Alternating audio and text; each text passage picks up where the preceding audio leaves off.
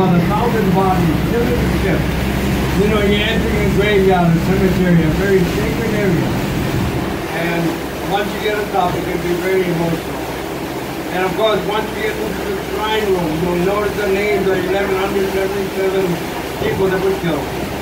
Plus, you'll see two small little monuments with 43 names of individuals that survived the attack and wanted to be buried with the ship after the fact.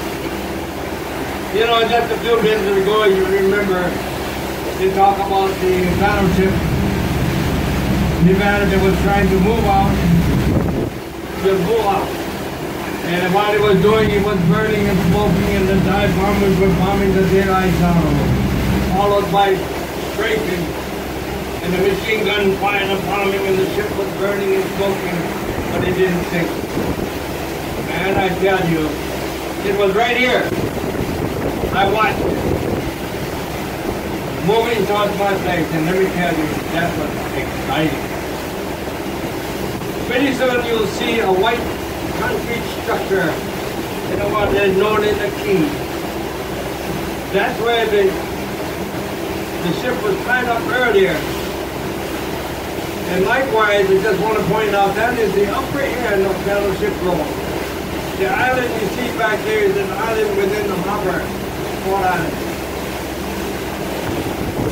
And then as we move down Battleship Row, you will notice as we get close to the monument, the first thing you'll notice is the white buoy that's in the water.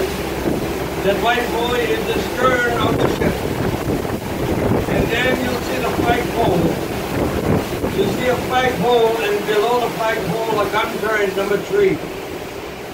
And between the gun turret number 3 and the white buoy is gun turret number 4, which sits underwater, and that is where the ashes of those survivors, once they pass, are put in the ship, because at 43 different times. On the other end of the monument, you see another white buoy, and that other white buoy is the bow of the ship.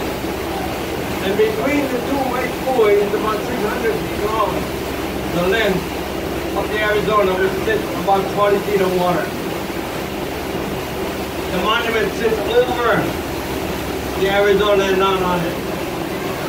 Again, we're moving down Battleship Road, and notice the names of some of the ships that were tied in to the sea. And then in another second or so, you will see the Battleship Missouri. The Battleship Missouri was not here on December 7th. But I just want you to take a look at the battleship. And just imagine, though, from where the Nevada was to where the California was, 8 battleships like they're just lined up over here, sitting real nice and pretty on December 6th. And December 7th, all of them sunk or damaged and burning. What a sight. But anyway, this is the Battleship Missouri. And I want you to take a good look at a battleship, because that's what a battleship looks like. And I'm going to tell you something which may sound funny, but a little different. Because what you see is what I did not see. What you do not see is what I saw. What I'm telling you, when I first saw a battleship, it was bottoms up, upside down. Not too many people see a battleship like that upside down. Everything you see on top of the water was underneath the water, and what's under the water was on top of the water. And that was the Oklahoma was sunk. Was hit by about a half a dozen torpedoes right in this site, and it overturned and lay upside down for about a year and a half before they finally were able to upright it and remove the 400 some bodies from the ship. But anyway, if you haven't been on the Missouri yet, the white canopy you see on top of it, that's where the peace treaty was signed in September 2nd, 1945 in Tokyo Bay. But this gun turret here, the interesting part about that, that's where the kamikaze plane hit the decks of the Missouri before. Now the Missouri is about 900 feet long. Just imagine, 3 football field length. The Arizona, Oklahoma was about 600 feet. the California and everything is down about 2 lengths down here, and that's the end of Battleship Row. For your people on my right, and later on for your people on my left, you can take a look at the sky up here, you see nothing. But as you can see, the waterway over here is just like a runway, but it's not a runway because the torpedo plane did not come in on water, but they flew over water very low, like about 30 feet, and that's why I call it Torpedo Alley. Most of the planes coming in this way before they can drop their load. And when I saw those things, and you can see, like the West Virginia was one of the first ones that got hit. But you know, seeing the planes coming in, dropping their load is one thing. But what I tell you, when you see the planes coming in low, ready to drop their loads, it's hit by gunfire. Boy, and I tell you, see them trailing black smoke and flames. And then all of a sudden it blows up, boy, into hundreds of pieces. And when you look up there, you say to yourself, what happened to the pilot, you know. But anyway, that was exciting. Oh, seeing those planes get shot and blowing up in the sky is something really interesting and exciting to see for a little young woman. You know, I told you I was born and raised up here, but I gotta tell you one thing though. You know, about 10, 15 years ago, my sister, before she died, she said, you know, when you were an 11-year-old kid, you were a rascal little kid. Full of mischief, very curious, like to play, naive little country boy. But you were a good kid. But she always had to end it up by saying, and you're still the same, you know. But anyway, that's awful.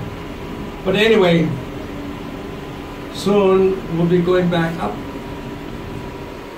the alley again.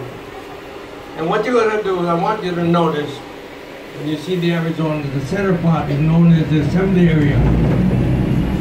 And what you're really missing, among other things, is when you're there, you notice and you can see the oil oozing out of the ship at a rate of 2 to 9 quarts a day. We call that black gear.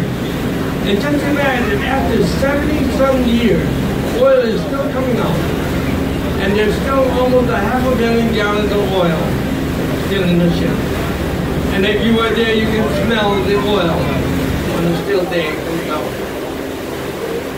But you know, I want you to take a look at the monument, and I can tell you, and you can tell me what you see. You see a monument. But I don't see a monument. You know what I see? I still see those little small boats going around and around. What I thought of big enough debris.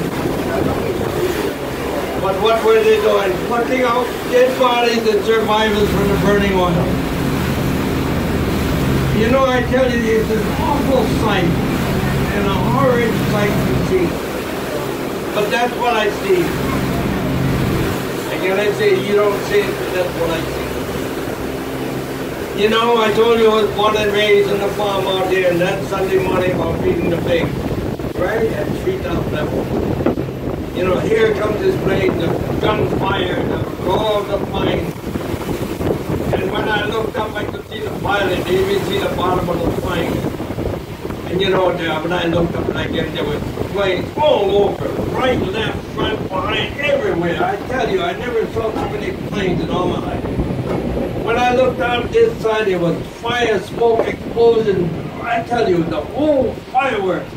Man, I tell you, there was so much of planes diving in and out, up and down, all over the place, gunfire.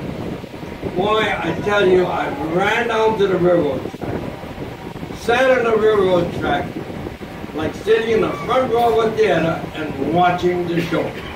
Oh, it was exciting. Not knowing what it is.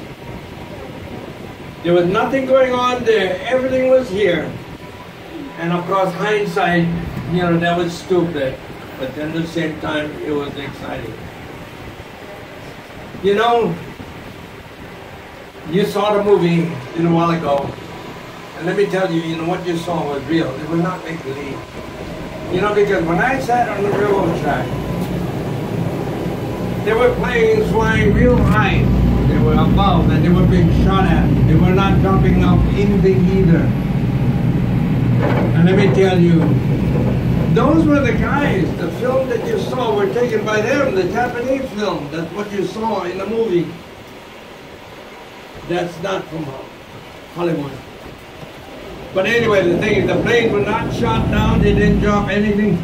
By the way, you take a look at the monument there. You see the landing. There's no bridge. The monument is intact. No problem. The landing is okay.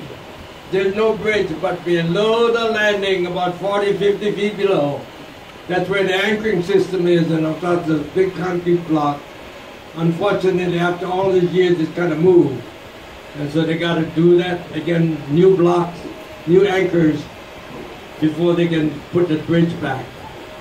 But anyway, that is why you can't get on. But anyway, the thing is, these planes were flying up there, and the gunfire was so heavy, there was explosions all over in the sky. But you know, lots of those shells did not explode in the sky. It fell in the city of Honolulu, in Waikiki, in the backyard of the governor's place, downtown, and it killed 49 civilians. Now, all of those civilians were killed by friendly fire, not by the Japanese. The Japanese did not bomb the city. Never planned to, never intended to. All of those people were killed by friendly